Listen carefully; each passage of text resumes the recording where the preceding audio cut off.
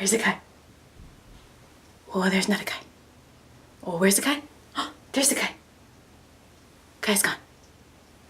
Kaya! Where are you going? No, no, no, no. Don't leave. Don't leave me. Oh,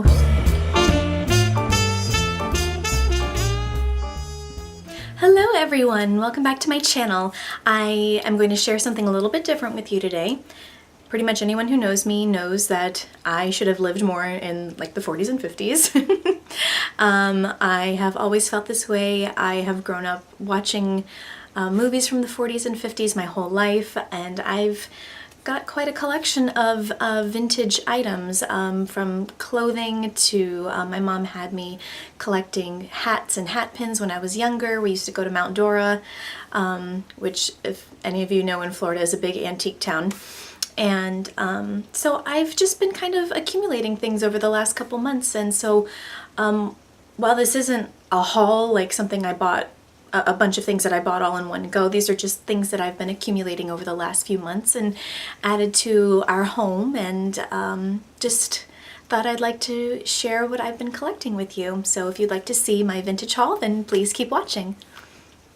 So the majority of these things I got on Etsy, but I wanted to share one thing that I recently got while I was in Mississippi visiting my friend Sarah. She's one of my best friends in the whole entire world, and I went to her sister's wedding in Oxford, Mississippi, and one day Sarah and my mom and I went antique shopping, and I picked up this beautiful milk glass jug, and I've more recently been starting to, we've had really good oranges lately, so I've been juicing oranges rather than buying the containers.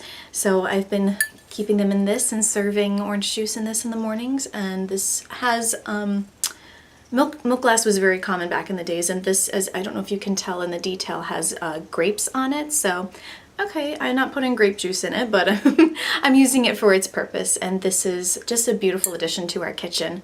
Sticking with kitchen items, I found this beautiful casserole dish on Etsy. Isn't that gorgeous? It's a little pink ceramic dish that can go in the oven, and it comes out of this little brass holder. And obviously the holder does not go in the oven, but it does make for a beautiful display if you're having people over. Like I said, I just got this. I haven't used it yet, but I'm very excited to give this a try. And the last few items, I say items plural because they're all basically the same thing, but different. They're cookbooks. They're cookbooks from the 1950s, again found on Etsy, and they're just these little pamphlets that are so cute. So it starts out with, you know, like a regular cookbook would, but they have the most adorable illustrations. Table of contents right here, and then kind of a little history and safety in the kitchen, and then it kind of goes into tips and tricks for using these pamphlets, and each one's different because each is a different theme. And then it just goes into the recipes, hors d'oeuvres and canapes and eggs, or oofs. Some of these, looking through them, are things that we probably wouldn't make a whole lot of these days, but probably was very common back in the day. Kaya, please. I want to film this. What? In my lipstick? Oh, baby. My gracious. I have Italian. The ground meat cookbook. And some of these came as pairings. The lunchbox cookbook, which I'm really interested to try because I always kind of want to pack lunches for my husband, and I can never think of anything good, and I tried Pinterest and I'm just underwhelmed. So I thought this might be a fun thing to look through. Brunch, breakfast, and morning coffee. Neither of us are coffee drinkers, but we could still get some good ideas in here. And neither one of us are really big egg people either. I'm trying to get that protein, but just sometimes the texture is... But anyway, the last one is the casserole book, and as I said, I have made one out of here. One thing that I find fascinating about these recipes is almost everything calls for a teaspoon of monosodium glutamate. So it was very common in the 1950s to use MSG as a flavor enhancer. Anyway, the one recipe that I did make out of here was the meat and cheese casserole. Let me just tell you what's in it. Noodles, butter or margarine, cottage cheese, cream cheese, sour cream, onion, green pepper, pimentos, chives, salt, MSG. Obviously I left that out. Beef tomato sauce, Worcestershire, and Tabasco. As I was mixing it together, like when I read it, I was like, oh my gosh, this sounds really, really good. And I was mixing it together, I was like, this is all just fat and cheese and ketchup, basically. It actually turned out to be pretty good. But if I was to make this again, and I probably would because we both enjoyed it, I would up the amount of meat and noodles, cut the amount of cheese and sour cream because that just seemed to kind of take over the entire dish and leave it one texture. Tasted kind of like I just dumped a bunch of ketchup into the meat sauce. So I'd probably take a little more liberties with the flavoring of the meat in that case. But, oh, maybe that would be a good YouTube series. Tell me what you guys think if I make a dish from the 1950s and then update it to modern times so that you get to see what it was in its original form, and then kind of the same flavor profile but made into a more modern dish. Let me know what you guys think. If that's something that you guys would be interested in, then hit the like button or leave me a comment down below. So these are absolutely adorable and a great addition to my kitchen and my recipe book collection. This doesn't really have a category. I just thought it was super cute, and a lot of times I don't have, you know, if we're going to events, like we go to events all the time, but like weddings and stuff like that where I have a smaller purse that I want to take with me. A lot of times my phone and my wallet won't both fit in the purse at the same time. So I found this needs a little bit of cleaning, but this is a little petty cash tin, and it opens up like this, like a little compact. And inside there's a clip for some bills. I have to see if it's probably too, oh, I've got makeup on my fingers. It's probably too small to slip my ID in there, but I'll have to measure that out. But to slip a couple bills in there and for coins and to kind of hold them in place, I just thought that'd be really nice to have on hand. Oh, and shocking, there's already a kaya fur in there. Okay, you see that? You see that? That's your fur. Kellen cut into an orange this morning and there was a kaya fur in the orange. True story. Final kind of beauty room vanity thing. This is a lipstick holder, and I believe this is an Avon lipstick holder. I think this one's from the 70s, but it's still beautiful and it still keeps with the vintagey feel. And this is a little mirror that was broken when I received it. I glued it back in, and you know, it was already kind of foggy and I probably wouldn't have used it anyway, and the handle was broken off, but I glued those back on. God bless Gorilla Glue. And I don't know if you can tell, but these little holders where the lipsticks are little roses. They're little roses that they sit in, and they're so, so cute. So final thing, kind of beauty-wise, I still have records left, is this beautiful dress. I got this also on Etsy from the 1950s. It does have a little wear and tear to it. There's some thread that's pulled out. There are a couple holes in the back that you thankfully can't really see because of the pleating of the skirt. I did have to do some maintenance on it.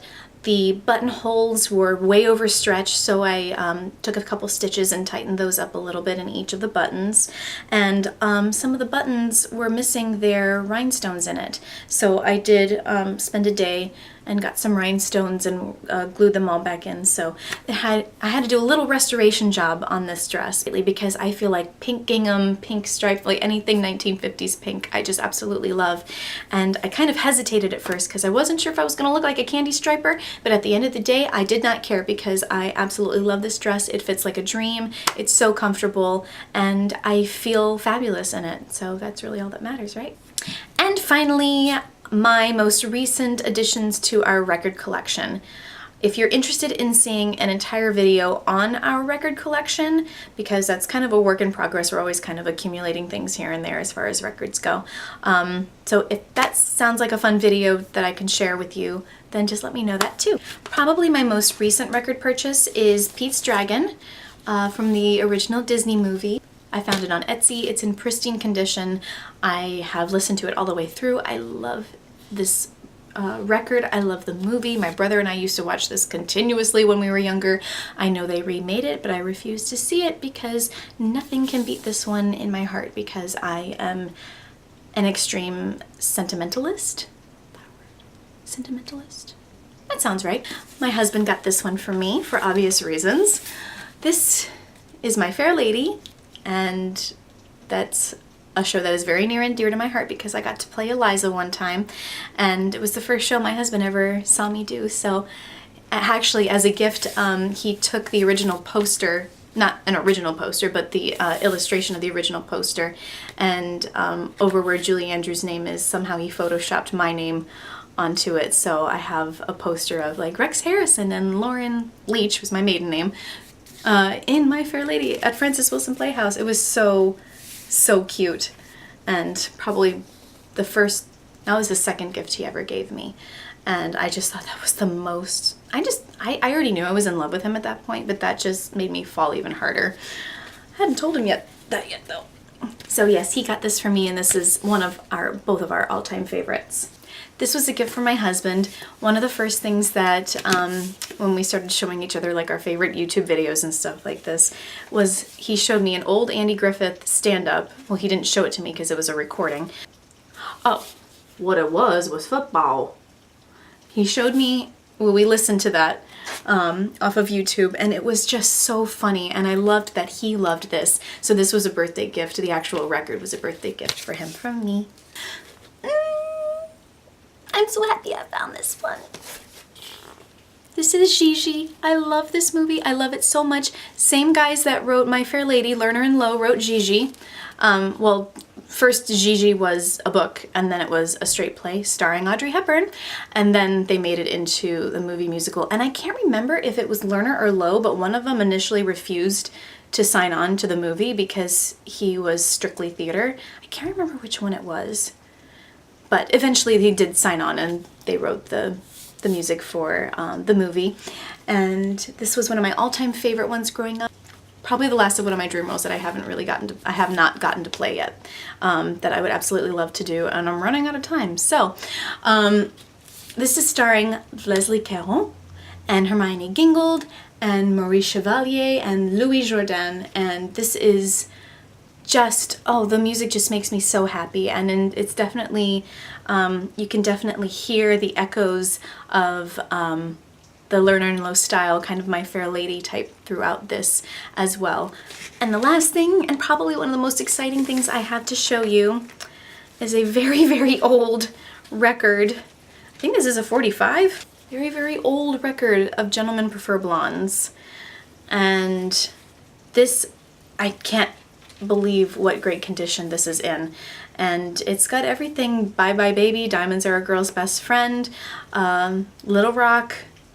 Okay, so yeah, this is a 45 because it's smaller and it's got that big hole in it, and most record players, our record player is from Bed Bath & Beyond. It looks like one of those big old radios, and it has cassette tape, CD, radio, Bluetooth, and record capabilities, and it does have a little attachment to the record so that this will fit and that I can actually listen to it. And this was, oh, this made me so happy. This was one of the best birthday presents, and it's really, really rare and really hard to find, so I'm very happy to say that I have this in my collection.